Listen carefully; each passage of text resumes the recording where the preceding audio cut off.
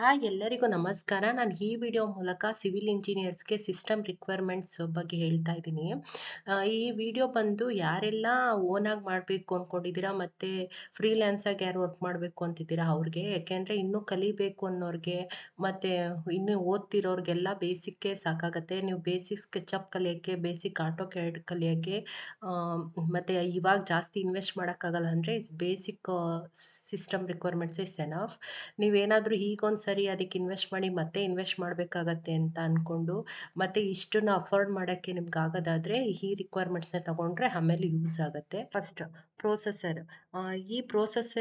ಈ recommended reason ಬಂದ್ಬಿಟ್ಟು ನೀವು ಹೈ ಪರ್ಫಾರ್ಮೆನ್ಸ್ ರನ್ ಆಗೋಕ್ಕೆ means AutoCAD 2D and 3D run ಆಗೋಕ್ಕೆ ಮತ್ತು ಈ ಟ್ಯಾಬ್ ಸ್ಟ್ಯಾಟ್ ಪ್ರೋ ರನ್ ಆಗೋಕ್ಕೆ ಈ ಪ್ರೊಸೆಸರ್ ಬೇಕಾಗತ್ತೆ.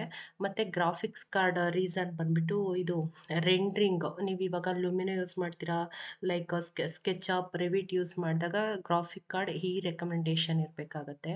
Next RAM.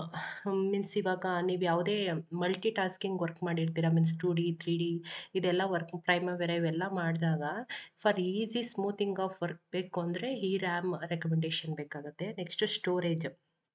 ನಿಮಗೆ ಸಾಫ್ಟ್ವೇರು ಫಾಸ್ಟಾಗಿ ವರ್ಕ್ ಆಗಬೇಕಂದ್ರೆ ಫಾಸ್ಟಾಗಿ ಈಗ ಡಿಸೈನ್ಸ್ ಫೈಲ್ಸ್ ಎಲ್ಲ ತುಂಬ ಹೆವಿ ಇರುತ್ತೆ, ಅದೆಲ್ಲ ಫಾಸ್ಟಾಗಿ ಈಸಿಯಾಗಿ ವರ್ಕ್ ಬೇಕಂದರೆ ಈ ರೆಕಮೆಂಡೇಶನ್ ಆಫ್ ಸ್ಟೋರೇಜ್ ಬೇಕಾಗುತ್ತೆ. Next display. ನಿಮಗೆ ಡಿಸ್ಪ್ಲೇ ಏನಕ್ಕೆ ಈ ರೆಕಮೆಂಡೇಶನ್ ಅಂದರೆ ನೀವು ಮಾಡಿರೋ ವರ್ಕ್ ಮೀನ್ಸ್ ಈಗ 3D ಮಾಡಿರ್ತೀರಾ, ಅದನ್ನೆಲ್ಲ ಏನು ಡಿಸೈನ್ಸ್ ಎಲ್ಲ ಕ್ಲಾರಿಟಿಯಾಗಿ ಕಾಣೋಕ್ಕೆ ಈ ಡಿಸ್ಪ್ಲೇ ಬೇಕಾಗುತ್ತೆ.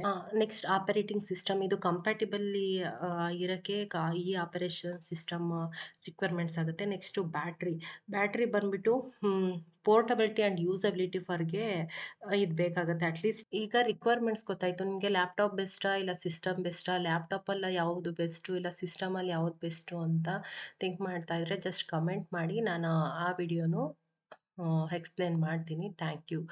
ಇಷ್ಟ ಆದಲ್ಲಿ ಲೈಕ್ ಆ್ಯಂಡ್ ಸಬ್ಸ್ಕ್ರೈಬ್ ಮಾಡಿ.